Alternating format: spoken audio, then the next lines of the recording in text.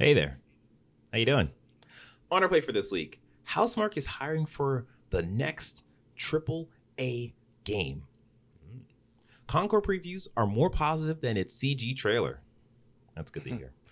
Some devs think live service games are a better deal for consumers than the standard box model product or box product model. Blah, blah, blah. Ubisoft is bringing back your favorite Assassin's Creed game.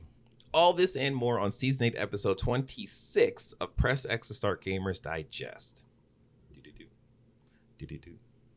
What's up? I'm your host, DJ, a.k.a. Sexy Bad Choices, a.k.a. I'm in just a holding pattern for the first descendant in TCZ. I am joined by... Sean MF Ross.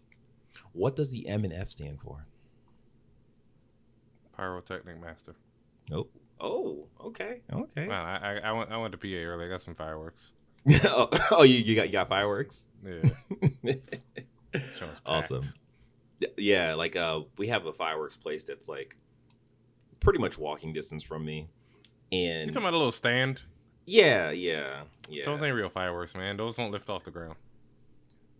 Well, the problem with that is that we have a field that's like right in front of our house, like in the middle of the neighborhood, and people just go out there and just start firing off fireworks, and it's like it's 9:00 at night. Everyone over here has kids. What are you don't like doing? freedom? No, I don't. I just want my freedom instead of have to deal with London waking up to the fireworks. It's terrible. Yeah, happy 4th of July for the people who like to fire off fireworks and are white. All right, anyways, how do I normally host this thing?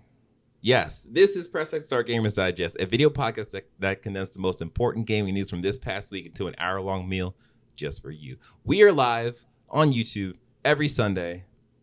Today is Sunday, so we made it. Yes, it is. Sunday. Yeah, we did it. When we can make it because life is hard. But listening to us is easy. Yes, it is. Don't forget, you can support us by liking this video, subscribing to the channel, and hitting that notification bell. If you are listening, we greatly appreciate you leaving us a review on Spotify, Apple Podcasts, YouTube Music, or whatever podcast service you are currently tuned in on. Thank you. If you want, you can join a conversation by joining our Discord at pressx2start.com/Discord. My child is creating a ruckus upstairs. All right. Now that you have all that settled and you know what we are about, we're about to tell you what this week was about. In this gaming news, number 1, Housemarque is hiring a senior game designer for a AAA action game.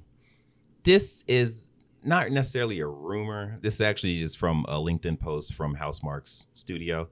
So the actual posting reads, at Housemarque, you will be responsible for designing, prototyping, and implementing enemies for a AAA action game from the inception to the finished, fully fledged opponents for the player to overcome.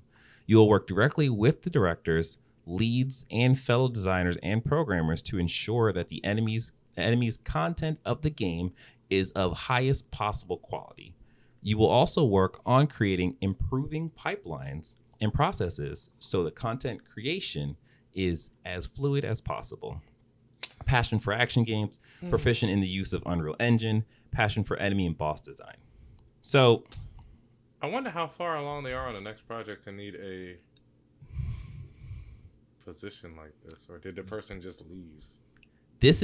So this is kind of weird to me because Returnal came out like 2020, 2021.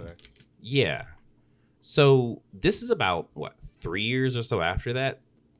They definitely have to be working on their next game with that time. Of course they probably supported Returnal for about a year and a half after its launch, because they also put out that multiplayer update or whatever. DLC, yeah.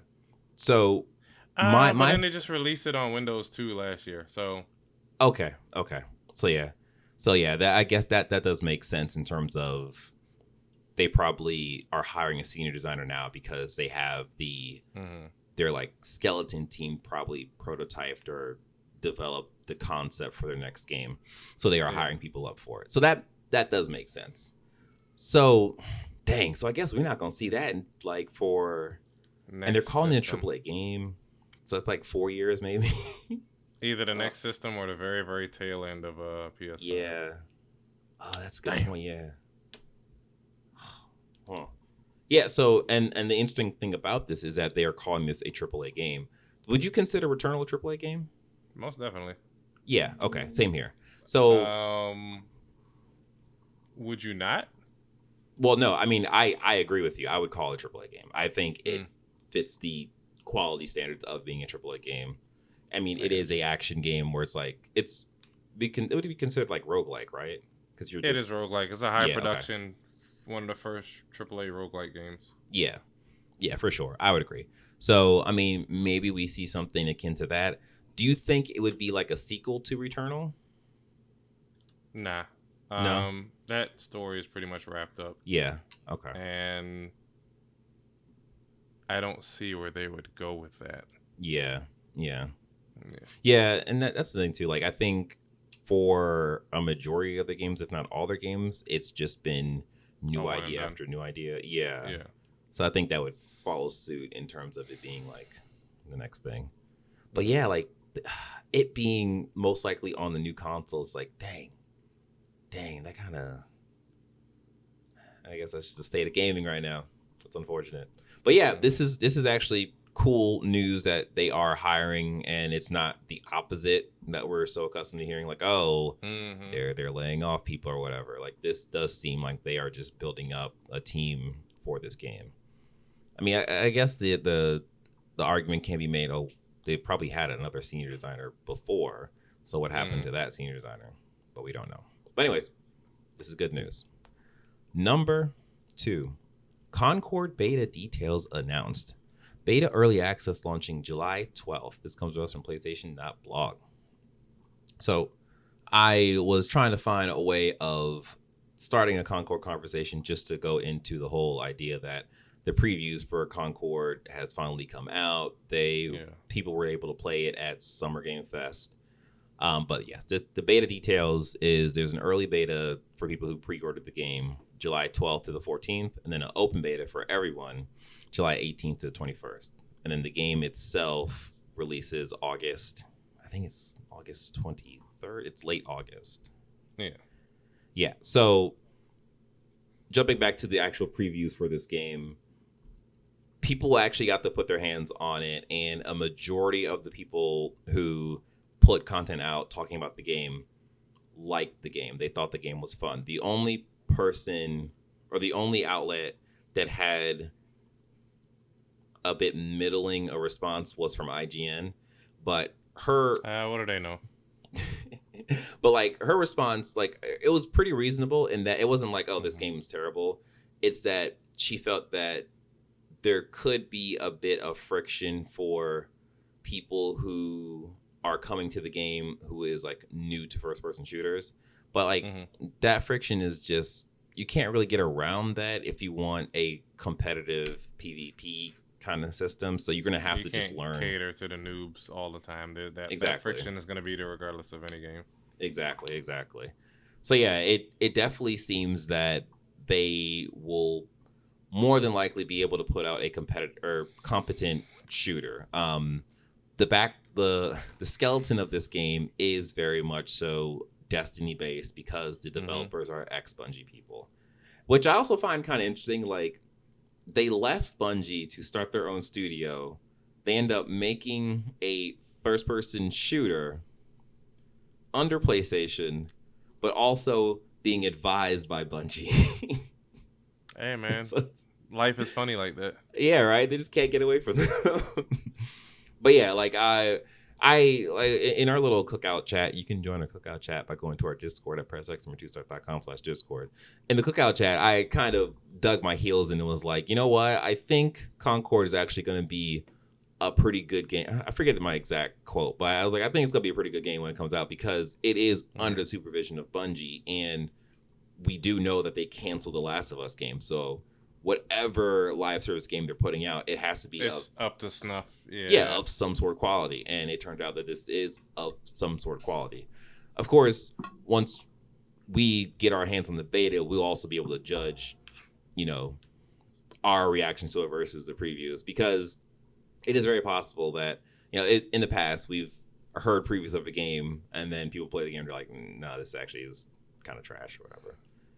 So yeah, we will see. But I'm pretty excited to play this. I think that open beta, the hope is that open beta sells a lot of people to essentially pony up and buy the game, because this isn't a free-to-play shooter, and a lot of games in this genre are free-to-play shooters. So the balance is supposed to be the game costs $40, but the content that you'll get from it or in it will be free. So I don't know how Overwatch used to be. Exactly. Yeah. So we'll see what happens here. If you want to watch the previews, you can, like, GameSpot has a preview, VGC has a preview, IGN, as I said, has a preview, Game Informer has a preview, and I think somewhere else has a preview. But just Google it or YouTube it, and you'll find it. Number 3, Concord devs defends PSN requirement after Helldivers 2 backlash. The goal is for players to come together. This comes to us from Games Radar by way of Dustin Bailey. For that crossplay and cross progression to work, that's a layer that needs to be there. So essentially, this is just piggybacking on the whole Helldivers 2 backlash, where when Helldivers 2 launched, there's supposed to be a PSN requirement, but that there was a bug to that, so they turned it off, so anyone and everyone was able to jump on that game and play the game without having to sign into PlayStation Network.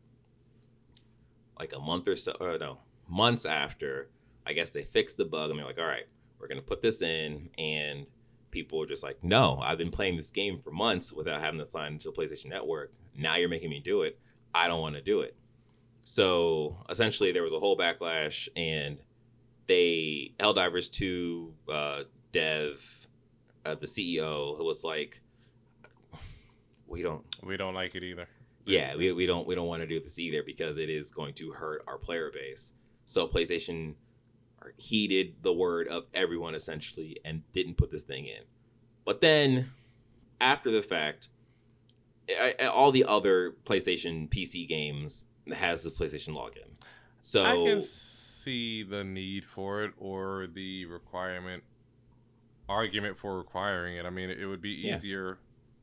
It's kind of like you having a Steam name, and you can easily invite your friends. Yeah. Throughout any game that's put out on Steam. So I mean, any first party PlayStation game they put out, you don't gotta. I don't know how it works for Helldivers right now, crossplay, or if it even. I guess it has it, right? Yeah. It has it, and it's working without the PSN. I don't know the specifics of that, but go ahead. Instead of having to choose a new name for each PlayStation game that comes out to do crossplay, it's easier to just have this abstracted layer handling all of that, and your name is your name, unless you want to do some bullshit, and troll and cheat throughout each game, Yeah. It's just easier moderating, easier.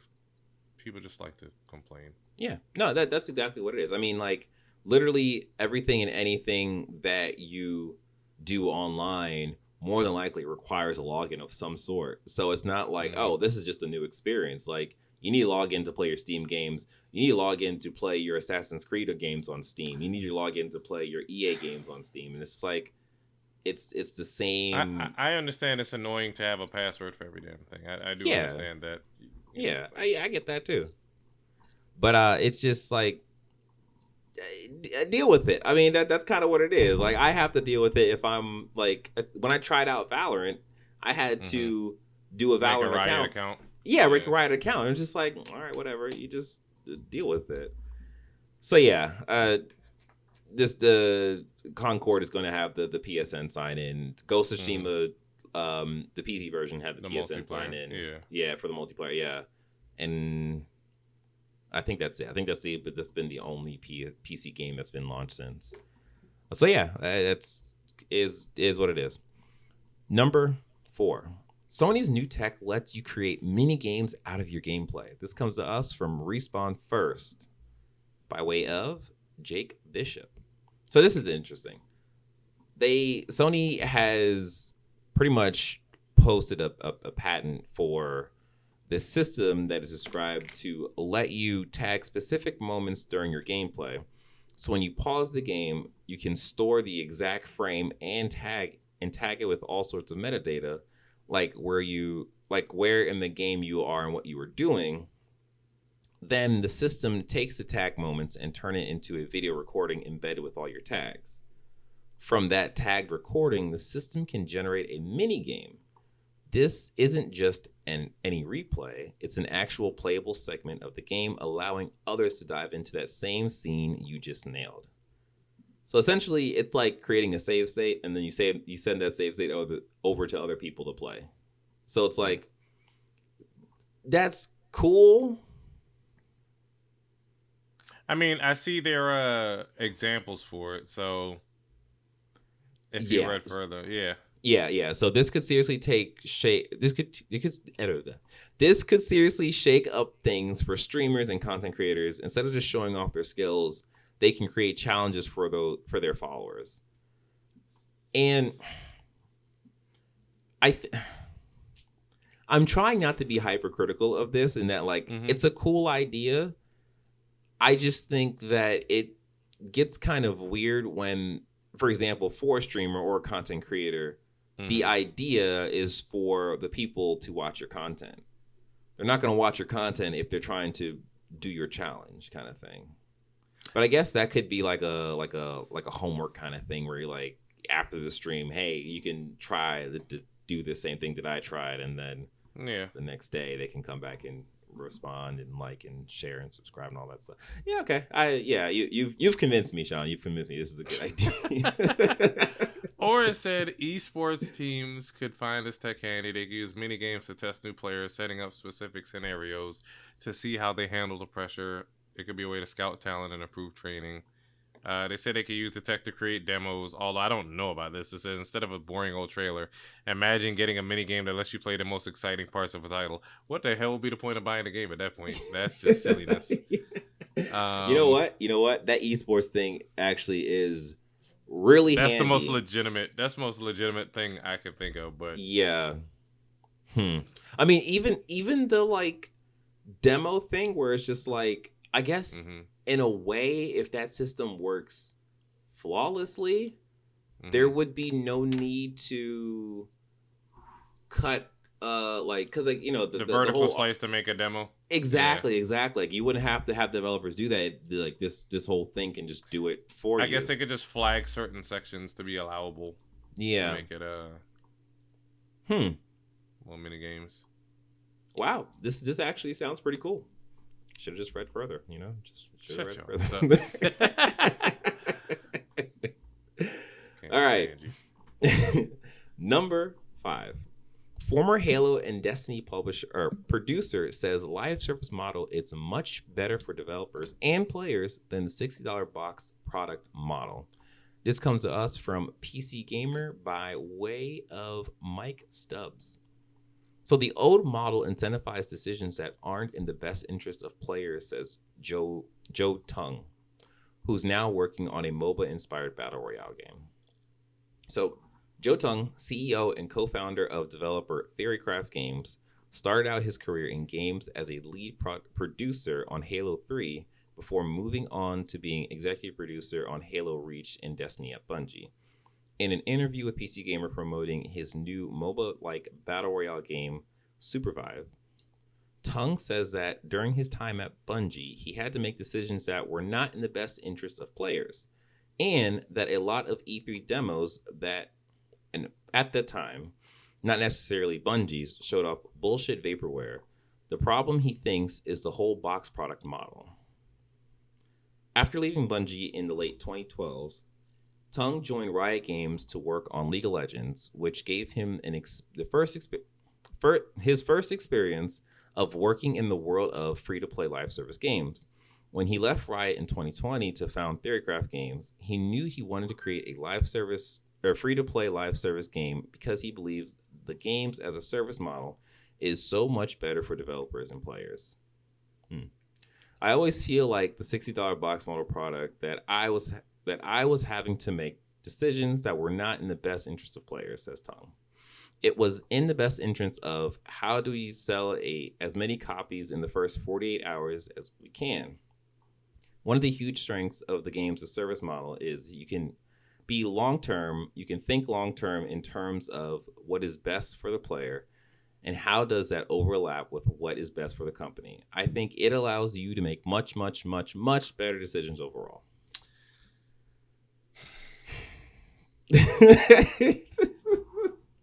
So everything can't be live service. Exactly. And if you're supporting a game for the next however long, when are you developing another game? Exact. Like it's a thing of, in certain situations, a live service game can be better than the standard box service model. And in the specific situation that Joe Tung is talking about, he's working on a live service game. So why would he rag on the game that he's working on?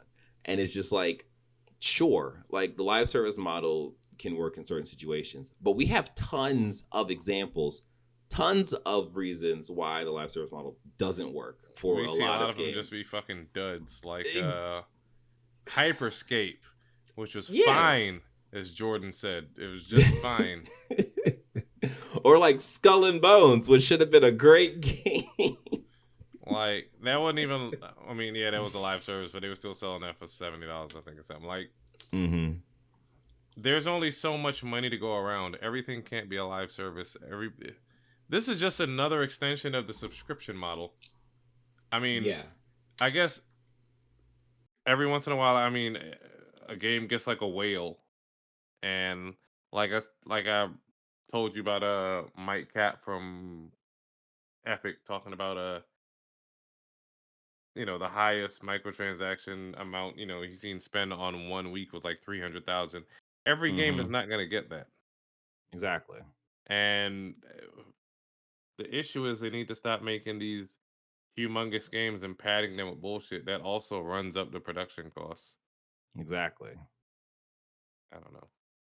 So I just caught a little doodad here. I had the audio muted for the first whatever. I'll figure that out later. That's fine. What muted? What audio? So that the stream was muted for the first like 20 something minutes. Wonderful. I'll use our audio. I'll figure that out. It's okay. Somebody watching us? Was our loyal fans watching us? They should have been. Just dandy. All right. Hey, you subscriber. Thanks for sticking with us. Be sure to like this video, subscribe to the channel, and the notification bell. If you were listening, we greatly appreciate you leaving us a review on Spotify, Apple Music, Apple Podcast, whatever Apple thing you're using. Leave us a review there. If you're using something else that's not Apple, hey, do the same thing. Leave us a review there. Basically, we want you to leave us a review. We appreciate that. Thank you. All right. Number 6. This is a big old Elden Ring update. So first up, the Elden Ring DLC Shadow of the Ur Tree has sold a total of 5 million, actually more than 5 million copies. That is bonkers. That is so insane. That is so insane. Like, that game is, the DLC for that game is doing better than a lot of other games. Like, single player games. That's crazy. Yeah. I mean, that's what happens when you put quality and stuff. That's true. That's true. And then another thing to be said to that is that, oh, wait, I done blanked out on what I was going to say. Anyways, here's a quote. Where FromSoft is right now in terms of scale, I would say Elden Ring is really the limit, Miyazaki told the site. So this is a quote taken from, I believe, PC Gamer. So I just grabbed it here because it's kind of the most important thing. He goes on to say, we've tapped every resource and talent that we have access to. Scaling it even bigger, I'd have my concerns. So essentially, people were talking about, like, Elden Ring is huge. Is the next game going to be as big as Elden Ring? And the answer to this is probably not. No. And I think that makes sense in terms of this game. They didn't need to make this game as big as they did. They put their foot in it. They absolutely did. And everything from this point on is going to be compared to either This Elden Ring or Bloodborne or Yeah, whatever was the best yeah, Souls in your opinion? yeah. Like I think the next game they make will definitely not be an open world game Oh because hell no. it will be compared to this. Yeah, Hmm. but like it is a thing of this is the kind of game that Miyazaki can just retire to because like this is almost a perfect Souls game for those people. Although I think there's another article in terms of him saying that like Elden Ring isn't perfect and he wants to make a game that he considers to be better. So that's the whole thing. But yeah, the next story is Elden Ring's hero Let Me Solo Her says Shadow of the Erd Tree isn't too hard. Y'all just some Says bitch. says the guy that soloed Millennia, the hardest boss in Elden Ring, with a pot on his head with no armor on. But he goes on to say, many people are just too harsh and should use everything to their disposal. This comes to us from Games Radar by way of Austin Wood. So he's absolutely right. Like there's this whole thing about playing Elden Ring where there's a quote unquote right way to play Elden Ring and there's a quote unquote wrong way to play Elden Ring. And it is purely based off of some hyper masculinity bullshit. And it's like, look, man, if you want to use a mimic tier like I did, use a mimic tier. It is okay. If you want to make a magic build, use magic. You don't have to just run into every fight with the one Well, great sword and just like the issue with the suffer. Shadow of the Erd Tree is there kind of is a right way to play it because you need those whatever the hell those things are. Shadow.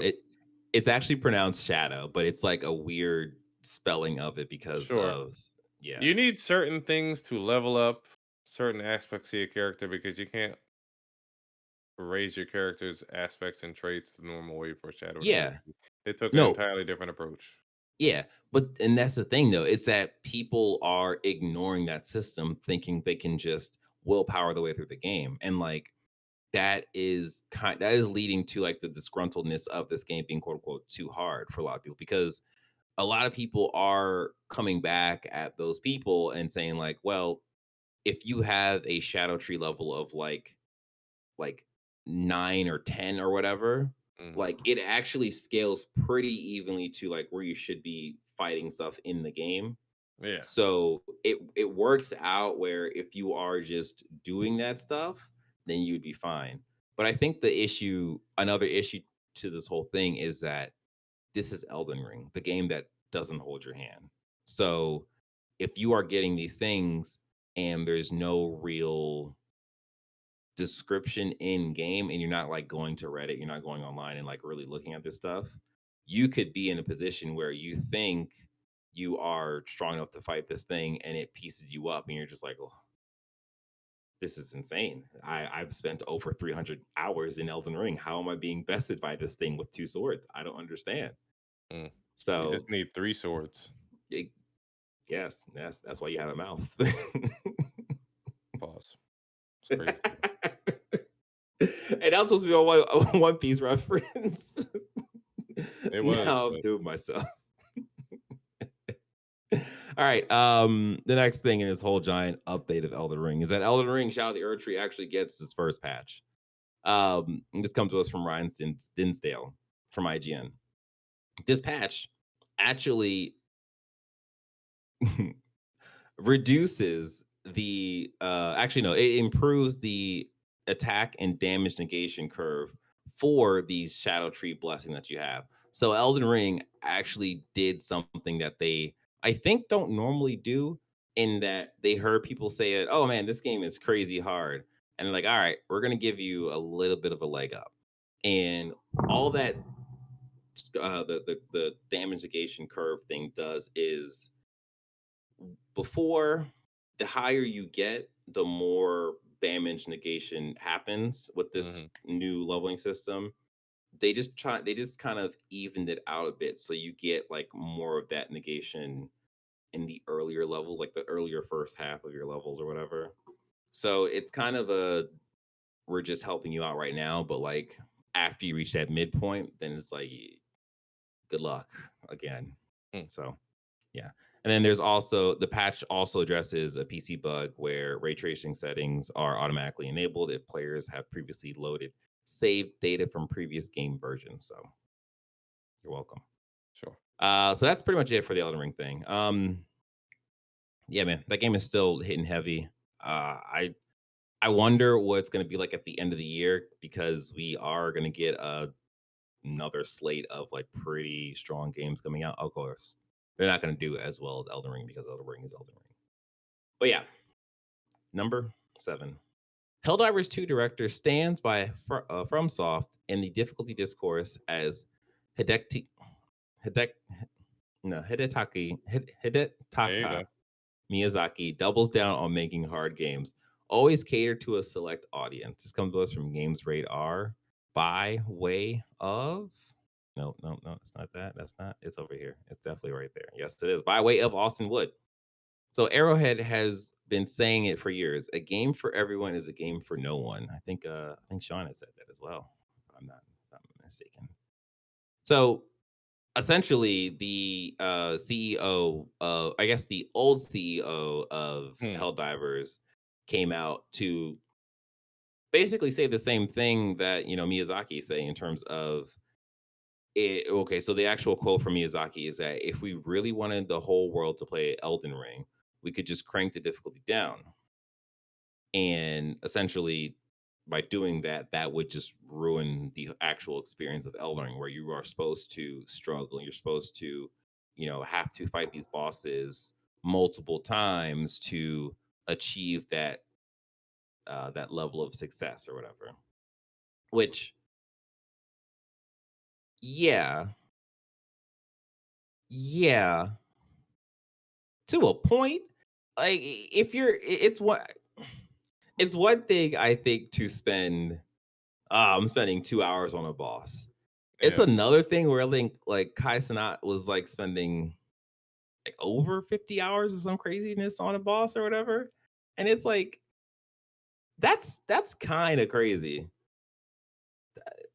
I mean, he What, had what to learn how to play because I don't know how many Souls games he played before Elden Ring. yeah, I would guess to say this is probably his first one. But yeah, it's just a thing of like, you know, and what they're saying is true in that if you try to make a game for everyone, most likely no one's gonna like it because it's gonna be too buttered toast. That If that was the makes sense. case for one of my favorite series, Yakuza. Sega said this Hmm. won't appeal to women and children. And RGG stuck with their guns anyway, and look where they are now. So I mean, That's true. That is true. it's all So right. yeah, there's not too much to be said about this. Catering to everyone doesn't win awards. Yeah, but that's also true as well. Yeah. Okay, so here's actually a quote from this article that I did want to touch on. Some people think from software design hard bosses for difficulty sake reasons. It's from this that's from YouTuber Rubicon. Hmm. Uh, they are wrong. The game is challenging because they want you to feel this, but you can't feel this without being challenged. This moment sums up the entire design philosophy of every Soulsborne game. And that kind of reiterates the thing that I was saying in terms of like they want you to feel this challenge. They want it to be challenging. So they are making these bosses hard on purpose for you Yeah. to have that challenge. This And is more of like a every game doesn't need to be a everyone wins a trophy type game. Like that's true. it's all right. That's true.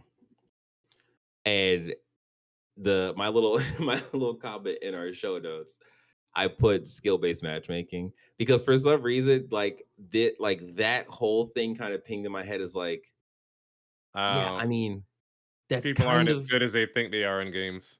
yeah, that's kind of the same thing where it's just like you you're like, for example, Call of Duty is Mhm. a competitive first person shooter. And the way that the matchmaking sort of works or whatever is that like if you are good, you are being put with other good people. And it's just like that is almost the same level of difficulty as a freaking Soulsborne game where it's just like you sit there and you fight this one guy and it's like fine, and then you get another match Mm. and you're just getting ran through. And you're just like, oh my gosh. But yeah, I just thought that was funny. Number 8. After initial success, Helldivers 2 has lost 90% of its players with no signs of recovery. This comes to us from Forbes by way of Paul Tassi. So this is from the article. There is always some annoyance when player count declines are brought up in the game space, but in this case, it's fairly a significant story. We're not talking about Starfield's losing 90% of its players since launch as a single player game. Rather, this is Helldivers 2, which was meant to be Sony's big proof of concept. It can be a big impact in the live space. But a few months after launch, the game has been extremely steep, has seen extremely steep declines, and despite new additions in Galactic War plot return, nothing is reversing course. So I put this on our show notes because I think this is a very interesting point being made by Paul Tassi, Hmm. who is a dedicated Destiny fan. And Destiny had this same kind of arc where after people completed the story stuff of Destiny and did that first raid, there was a big drop off because Some people were people want like, to all right, just see the story. yeah, people wanted to do a story, they did the content, and like they ran through the actual content and there was no content being provided to them. So they just played other games. And it's one of the things where, as a person who played Fault or Helldivers 2 and think it's a great game, and it's a game that I could easily return to, whenever, I just stopped playing because I was playing other games. And it's just Yeah. like, that's sort of the track of live service games where it's a service Something that you, bigger or free will come out, and let me check this out with my friends.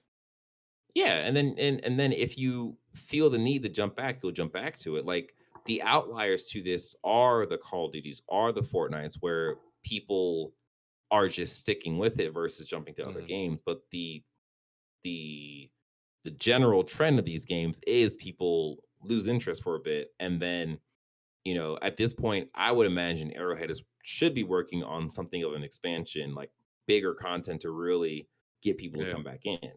So, and like that's what Destiny did with the Taken King. Like when they dropped that, they got a bunch of people in, and it was just like it did well for them. So it's one of the things where it's like, okay, we'll see what happens either by the end of this year for Arrowhead, or maybe Yeah. I think early next year would probably be too late for them. So probably by the end of this year, I would think they'd have a bigger expansion, but we'll see. So yeah, number 9.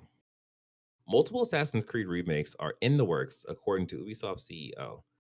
There are worlds in some of our older Assassin's Creed games that are still extremely rich. This comes to us from PC Gamer by way of Andy Chalk. So Ubisoft has famously struggled with remakes. The Prince of Persia Sands of Time remake, which no longer officially dubbed a remake, has been floating in limbo for 4 years and still doesn't seem to be anywhere near completion. The Splinter Cell remake, meanwhile, has seen even less daylight. It was announced in 2021, and well, that's it. Hopes that an update of some sort will be made during Ubisoft Forward showcase earlier this month were dashed with absolutely no mention of it was made. Still, it seems like Ubisoft isn't giving up on going back in its deep well of older games. Players can still be excited about some remakes, which will allow us to revisit some of the games we've created in the past and modernize them. Guillemot said that when asked about the future of the Assassin's Creed series in a promotional Ubisoft interview, there are worlds in some of our old Assassin's Creed games that are still extremely rich. So Yeah. essentially, they're going to be remaking the old Assassin's Creed I need games. to remake Black Flag so Marcus could play it. One day. One day. We're gonna hold them down. We So can play. yeah, this is a real like interesting thing to I don't know if this is like not necessarily throwing in the towel for Assassin's Creed, but we all know that there's too much Assassin's Creed, right? Like if you really think about it, the amount of Assassin's Creed games that we have from start to right now literally is like it's not the same amount of like Final Fantasy games, but Mhm. it's pretty close in that like if you were to line it up and just like put like 3 years in between each of them, like that is like that should be it for the entire like series of Assassin's Creed. They should jump to a different game. Mm, So like for them to be like, all right, well, we're gonna start remastering our old or remake or no remaking our old games. It's just like, okay, I don't it's so confusing. It is so because like they also have like a bunch of new I'm Assassin's about to Creed tell you how coming many they out. got. I Yeah. just And seen then they pictures. also supposed to have this Assassin's Creed Infinity thing, which is supposed to be a launcher of some sort. So it's just What we it's got?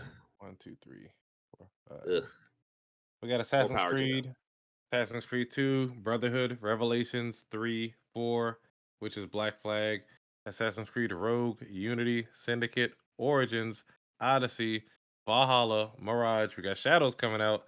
Then you got the spin-offs, Altair's Chronicles, Bloodlines, Assassin's Creed 2 Discovery, Legacy, Multiplayer Rearmed, Recollection, Liberation, Yo, Assassin's Creed Chronicles, China, India, Russia. Oh There's a my lot of damn gosh. Assassin's Creed. Oh my gosh.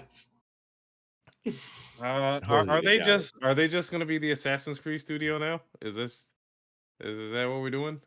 I mean, they're supposed to be remaking the Splinter Cell game. We don't know where that is. Like Prince of Persia. I mean, we got the two games this year, which is great, but like, yeah, man, Because Watch Dogs is that's pretty much crazy. done. Yeah. Rabbids, I ain't heard nothing from them. Rayman is probably done. Oh, what's Siege? What the hell is that? Rainbow Six Siege? Hmm. Yeah, Oh, well, they're just gonna be the Assassin's Creed and Far Cry studio and Just Dance and Rainbow Six Siege, and that's sir, it. Yep. sir, you are forgetting their prize pony in X Defiant. No, I didn't. Actually, speaking of X Defiant, I don't want to speak of it. Isgamon has well, they confirmed uh they've passed 11 million players since launch in their game. Okay. Yeah, they didn't say anything about concurrent players. So Allegedly, it's around 1 million. Allegedly daily. okay, that's interesting. More power to them if that's the case. That I am happy that those a million people are finding joy in X Defiant. Number 10. Less than a month after joining work on the Sands of Times remake, Ubisoft Toronto lays off 33 employees to ensure it can deliver on its ambitious roadmap. Comes How to us that from work? PC Gamer. Yeah, I, How do you I reduce don't the know. workforce to make sure you hit No this idea. is why I'm not a CEO. Right? So this goes to us from Andy Chalk. Um, Yeah, man. So this is just a quote from them. Ubisoft Toronto has decided to conduct a targeted alignment to ensure it can deliver on its ambitious roadmap. A company representative said in a statement provided to PC Gamer. Unfortunately, this will impact the roles of 33 team members who will be leaving Ubisoft. We are committed to providing comprehensive support to them, including severance and career assistance to help them through this transition. So yeah, it's always a weird thing where they have to just do some word salad to hide the fact that they are laying off 33 people, but they also Mhm. have to reassure the stakeholders and stuff that like the game is going to be fine, guys. Don't have to panic. Don't stop giving us money. Hmm. But yeah, it is a thing of just like how does that work where things are more efficient when you have less people to do the tasks. But Mm. yeah, I guess we'll see come what 2026 when that game is quote unquote supposed to come out. Yeah, we'll see. Number 11. Days Gone dev community manager apologizes, says fans continuously getting fed false hopes of sequel. This comes to us from Eurogamer by way of Victoria Kennedy. So, the community manager of Days Gone developer Ben Studio has apologized to fans. The reason for this apology because they're getting fed false hopes and poor information by people looking for likes. In a post on social media platform X, Twitter, Kevin McAllister said this kind of behavior is not fair to the fans of Days Gone who are eager to hear more news about more games in the series. This is something that is not on the cards.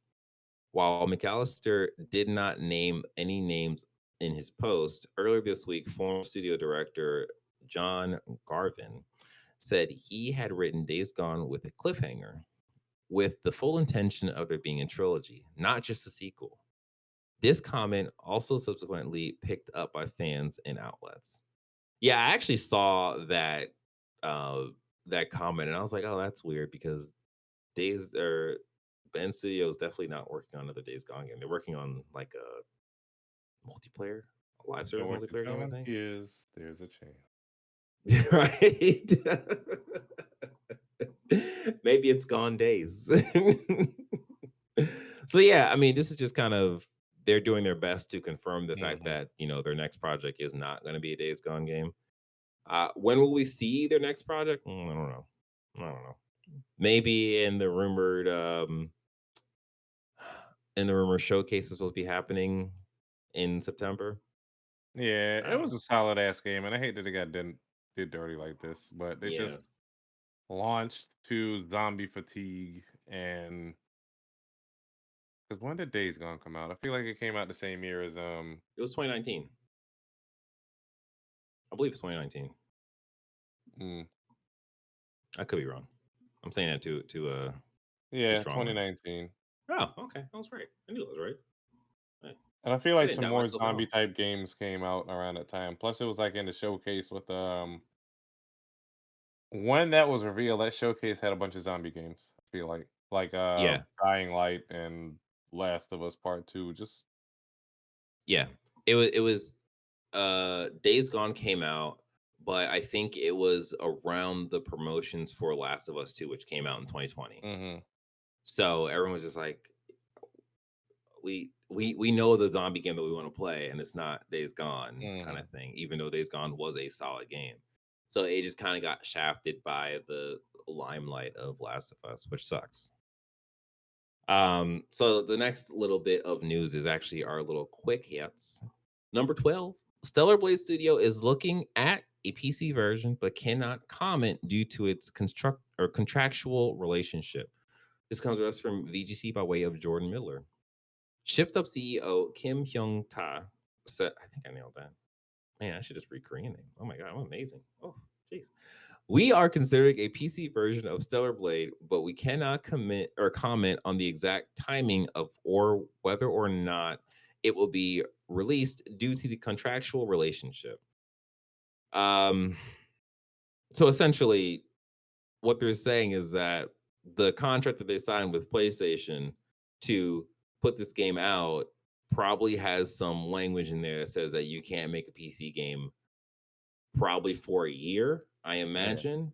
So they'll probably start working on it next year and have it out next year.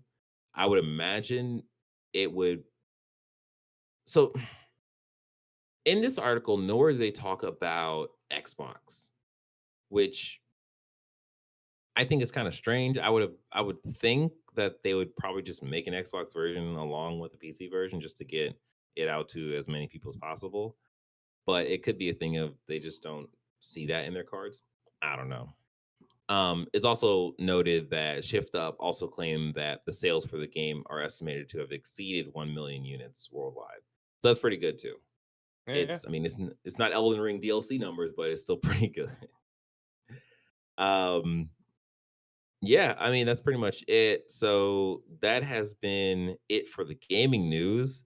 We have quit or we have this what we've been playing section, and I'm a little dumbfounded because Sean has a interesting game that he's been playing, and I would like to know more about this, Sean. What Haven't you have you been done to playing the any black games, people? DJ? I'm literally in a holding pattern for ZZZ and the first Descendant. So next week it's gonna be heavy with what we've been playing. Yeah. Yes. So Police Simulator hit Police Simulator hit PlayStation Plus. So I wanted to violate some rights, but I mean, first you got to wake your way up from ticket duty. So I ain't get to do nobody wrong yet. But you Mhm. walk around checking tags and seeing if meters are expired and seeing if a car is parked on the curb or too far out into the street. You can tow a car or issue a ticket. You'll get an alert that somebody littered and you can chase them down and either give them a ticket or arrest them right away. I haven't done that yet. I'm totally looking up for a trailer for this, so